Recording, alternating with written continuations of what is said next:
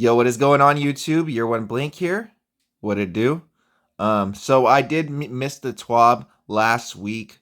I did hear that they're basically bringing checkmate Crucible to every game mode. You're not gonna get special as much, but today we're gonna be here for this TWAB this week in Destiny 2-22 2024. This week in Destiny, we've got PvP on the mines. PvP Strike Team update, accessibilities and console UI updates, Prophecy Dungeon weapons update, Normandy crew winners. Ooh, we're gonna get some weapons update for Prophecy Dungeon. That's pretty good. I just got that long walk sniper. All right. Sorry, I got the hiccups right now. PvP Strike Team update. It's the PvP Strike Team here today. We'd like to share our thoughts about the current state of PvP, our philosophy, and changes we've got planned. We believe the PvP gameplay provides players with unique experiences, blah, blah, blah. For the same time, Crucible hasn't felt like we've had that. This has made it more difficult for us to attract players to the Crucible, leading to a slow bleed of our PvP population over the last couple years as veterans move on and are not replaced by fresh players. Returning to our core mission, we want to refocus rewarding the players with the love of the Crucible as well as a baseline variety experience to ensure always something appealing for PvP and enjoyers.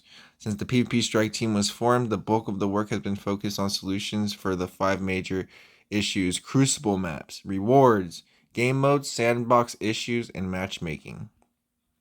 Crucible maps.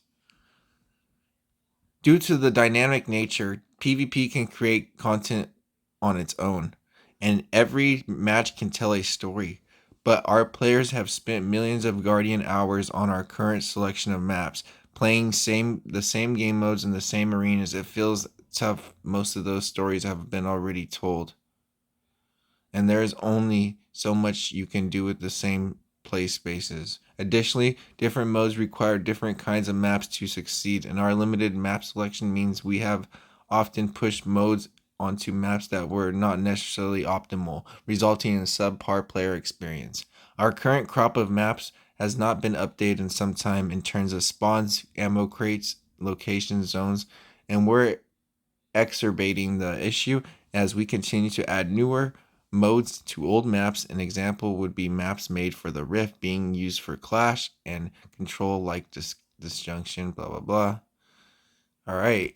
Already live, initial map spawning quality of Life Pass, address spawn traps from Altar of Flame, Cauldron, Endless Veil, Midtown, Meltdown. Update 7.3.5 on March 5th, additional map spawning quality Life Pass. I don't know who that is. I'm working right now. Addressing spawn rate traps from the Eternity Fortress, removing all backfilled spawns in non-rift zones or modes, Citadel, Cathedral of Dust. This will effectively make these maps 30 to 50% smaller than they do, eventually reduce the amount of time spent running back into combat. That's a big update we actually needed.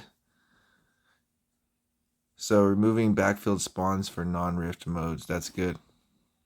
Maging tuning to the initial spawning on heavy ammo crates, tiebreaker zone locations for all maps. We are also making changes to workflows that will allow players to update variables more easily, blah, blah, blah. Addresses issues from the map imbalance and spawning. For example, next time Dead Cliffs returns for trials, it will have changes made to spawn zones and heavy ammo placement to make it more balanced. Yeah, Dead Cliffs wasn't that balanced this time. All right, Crucible focused players may also feel left behind in terms of locations as they get less exposure on awesome new destinations and come out with new releases. For example, Europa and Neo Muna have exciting palettes for our PvP focused players rarely get to experience. In May, we're releasing new maps to explore these locations. While these maps will be available in Control, they have been specifically built with a focus of 3v3 game modes in mind, including Dominion, Clash, Survival, and the newest game mode, Collision. May update, adding 3 new maps to Crucible: Event-Tide Labs in Europa, Sirius Plaza in Neo Muna, and Dissonance Terraform Pyramid Ship. Dissonance. I don't know that name. I cannot say that word. Sorry. We want the Crucible to feel at least rewarding as PvE with post drops and strike, blah, blah, blah. Already live, increase in-game rewards, glimmer, higher chances of Crucible engrams, competitive, already live, added weapon focusing, added a second tier of competitive weekly challenges that awards ascendant alloys. We're also improved the in-game rewards where we may choose to play only a few competitive games per week. We'd like to reward who continue to remain active and competitive. We'll be offering 2 major incentives throughout the week. All right. The armor, the artifact armor, blah, blah, blah. You guys can pause this if you need to. I don't know nothing about this. Chance to drop artifact armor. You guys can get some cool artifact armor, I guess, in PvP now. We'll drop in competitive Crucible. We will keep dungeon artifice armor drops in dungeons they are associated with. The inclusion of artifacts armor, allowing PvP focus to track PvE rewards, blah, blah, blah. Another key change we're adding is the increased drop chance for exotic weapon catalysts on victories like artifact armor, blah, blah, blah. Adding a third tier of competitive weekly challenge with the reward of the artifact armor. The tier will rematch victories instead of completions. Upon completion of the challenge, each victory, though. Alright. You guys can pause that if you want. In trials, we want the strike to be better balanced for the effort versus reward equation of going flawless. So, we're also increasing reward options in the recently flawed card rewards. With the update 7.3.5, we'll update the Passage of Curiosity, add a new Passage of Persistence. Already live, added 50% trials to get trials weapons on wins. With update 7.3.5, this will be updated exclusively to drop weekly weapon rewards to allow targeted farming for a specific weapon you want. Added flawed card rewards. We're making the following changes in trials passages. For the Passage of Curiosity, if you have not been flawless for the week, losses after 3 wins will reset you back to 3 wins instead of flawing your card. Oh, I see. With the new Passions of Persistence, losses following a win will remove the win from your card. Constructive losses do not remove additional wins. Consecutive losses do not remove additional wins. Getting to 7 wins grants you a drop of weekly adept weapon regardless of how many losses you have taken. This passage works like a trailing backstop. Once you have at least 1 win recorded on the passage, a loss will remove the most recent win instead of flawing it. Since the consecutive losses will not remove additional wins, winning 2 games in a row adds a permanent win to the card and win streaks longer than 2 additional permanent wins. You can only go flawless on this patch if you do not have a win removed. Oh, I see. Once a win has been removed, you can no longer go flawless using this passage, but you can still earn the weekly earn a roll of the weekly adept weapon. We're also adding rewards for the match completions by 3-person fire teams and trials. Although you do not need to win to earn these rewards, their participation gated, and simply jumping off the AFK spawn will disqualify you from getting them. Additional 50% drop in non-adept weekly weapon rewards, 50% chance to get trials engram drop, additional trials reputation. The goal is to changes to encourage to team up with friends, with losses being less of a punishment. Players can have more fun and get rewarded doing so as well. Right now, competitive, blah, blah, blah, is not in the best state.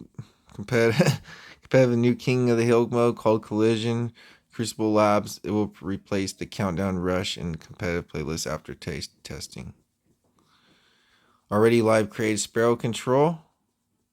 Added 3v3 Clash in Crucible Labs. Updated the Control Rush rule set in competitive. Update 3.7.5 whatever. 3v3 Clash will be moving to 3v3 Quick Play Rotator. We'll be making these rules. Blah, blah, blah. Respawn rate. You guys can see this if you want. A new 3v3 King of the Hill mode Collision will enter Crucible Labs. There's all kinds of removing wall hacks on players carrying max crest. Wait, they have wall hacks? Oh, I see. cleaning up the experience distance and blah blah blah. Our checkmate will be back in the Crucible Labs, returning form to close to original iteration. 30% penalty on ability cooldowns. No starting special ammo. Melee damage will not be increased, so it will take 3 base melees to kill. Primary weapon optimal times to kill will be shifted to allow more tactical sandbox goals. Checkmate as a modifier. New modifier will be tested in labs. No abilities, only weapons. Grab special heavy ammo crates in the map and get to shooting. The final shape. Private matches will have more options for players to set per mode. Modifiers such as Mayhem Scorch will be options in any game mode. Play custom matches with your clanmates and friends or leverage Fire Team Finder. We've added some tuning, so you'll have better control over things like special enemy delivery, ability cooldowns, reviving, respawning, and more. Sandbox addressing problems with across the skill curve.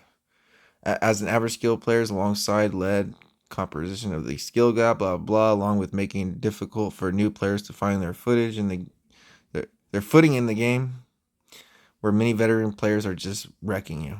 We get it. We also provide encouragement to players to master primary gun skill and high body shot damage, generous assists on precision weapons, substantial flinch dealt to primary weapons, low critical hit, requirements for optimal near optimize times to kill all currently contribute to putting in time and effort to improve your skill, and the primary is oftentimes not worth it. At higher levels, hitting optimal time to kill is not expression of mastery of the weapon, and instead merely an expectation. Meanwhile, at lower levels, players can still die quickly to a relatively inaccurate opponent. These problems at their core are related to a series of linked issues. We have certain ability builds with either higher uptime or higher potency than we believe is healthy. We provide a near constant availability of special ammo, which means that there's always surplus of one-shot kill weapons on the field. We have made primary weapons highly lethal, fast killing, and in general also very forgiving. This also leads to a high percentage of deaths on the soundbox, where from target's perspective, it feels like nothing they could have done differently. Many of above the reflected through the powerful sandbox elements have been highly appropriately punished suboptimal play to offset the risks, bow sniper, aim assist, or sub SMG, hand cannon, body shot damage. Overstep rewarding the user extend to push punishing the target. Explosive payload, hand cannon, flinch, or wish any true sight. The Crucible sandbox shakeup increased battlefield readability to understanding. We're also adjusting the sandbox to encourage primary weapon mastery, reduce prevalence of high reward, low risk, blah, blah, blah. You guys can read through this. The following are Crucible specific changes.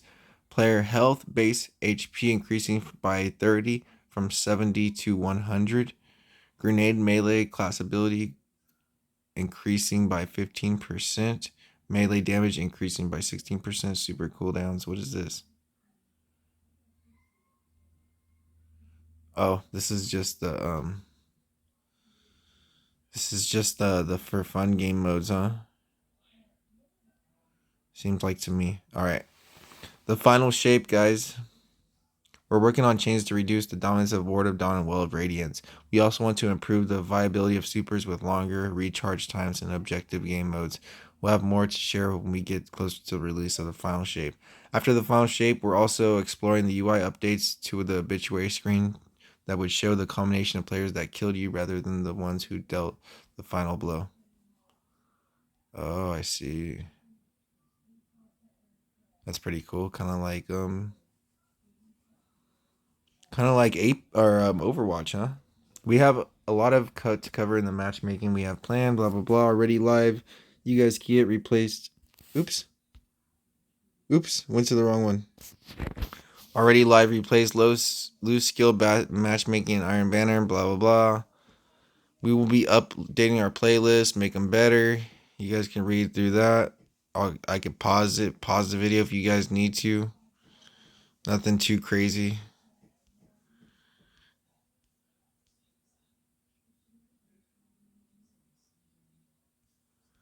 They're basically saying what their matchmaking systems do. Ranked based matchmaking. Use the competitive playlist, the ranked based matchmaking, blah blah blah. You guys can pause it on any of this stuff if you need to.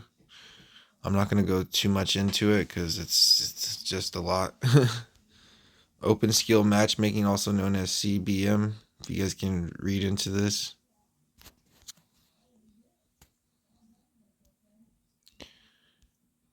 Loose skill based matchmaking. They're just gonna talk about all of them basically. Outlier protection right here. Fire team based matchmaking. Let's talk about this in trials specifically. We understand the experience for full fire teams has suffered difficulty, has increased with the fire team based matchmaking, but the solution is not simple as it may initially appear. The two common suggestions for how to solve this issue with trials and this kind of matchmaking are make it so only trios can queue, make it so duos cannot queue, or they can queue but they're not protected from trios. Both styles of matchmaking have been used before and contributed to previous deteriorations of the trials ecosystem. Before we allowed non-trio fire teams into trials, the participation was all and at an all-time low. If we weren't to revert to allowing trios to the queue, the available population would decrease substantially. Most players would not manually find other players to group up with, and overall population would likely decrease by 30% or more overnight. As the population would continue to decrease, the skill creep would eat away at the number of 3-person fire teams that can compete, and eventually the trios experience would just feel much as the same as it does now, except players would not have the solo or duo experience to fall back on. Similarly, after we've allowed non-trio fire teams into trials, but before fire team-based matchmaking, solo and duo participation peaked and then steadily decreased in the minimal values outside of freelance weekends. These dedicated weekends spiked the population back up, but it always fell off following the revision back to the standard unprotected matchmaking. Ironically, if we were to prohibit duos from queuing, or if we protect from trios, we would end up with an experience much like what occurred during the previous freelance weekends. This again does not actually benefit trios at all. The trio population would increase slightly as a small percentage of duos move upwards, but those are generally going to be players of above average skill. The rest of duos would now choose to play solo instead. This would make solo by far the best way to play trials, and trio population would eventually dry up again. With the current iteration, trios still have the highest flawless percentages of any fire team's configuration, and the duos exist, blah blah blah.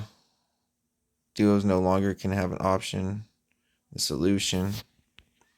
Yeah, we modified the passage of Curiosity, added a new passage for Persist to make getting the first flawless more attainable to allow players who cannot get flawless to still earn adept weapons. Players who play as part of the 3-person fire team will be additional rewards on match completions, including additional 50% drop on non-adept weapons, 50% trials and grand drop, additional trials reputation. Lobby balancing. Lobby balance is currently a pain point, blah blah blah, already live.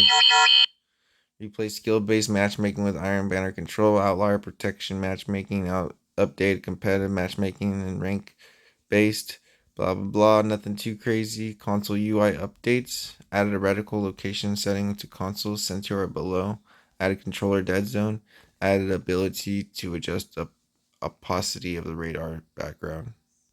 Prophecy Dungeon Weapon Update, yay! Swift Verdict, Long Walk Sniper, and Last Breath Auto Rifle.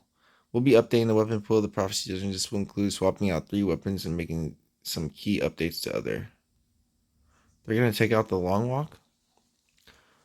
All the new updated weapons below will be giving an origin trait. So we're getting a crossing over.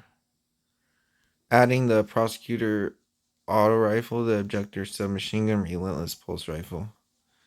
These weapons will be receiving new perks: Judgment, Darkest Before, Pulse Rifle, You guys can see the perks that they'll be adding. Updated encounter jobs, Phalanx Echo, the Cube, Kel Echo. So yeah. We got our BioWare and crew members of Mass Effect or something like that. Mass Effect winners. Player support, nothing too crazy, guys. Artist of the week. And that is your TWAB, guys. Let's see what he has to say. That's everything for this week. There are a lot of exciting changes in the works. Time to take to digest. We went over to let you know what we think. We'll be checking out our feedback. Follow-up questions. We'll be back to share what's happening next week. Blah, blah, blah. Thanks for sharing everything you can expect from the Guardian games. Until then, be good to each other. Thanks for hanging out with us. Destiny 2 community. Peace. All right, guys, that's going to do it. That is this week's TWID. Make sure you guys leave a like, comment, subscribe. Peace.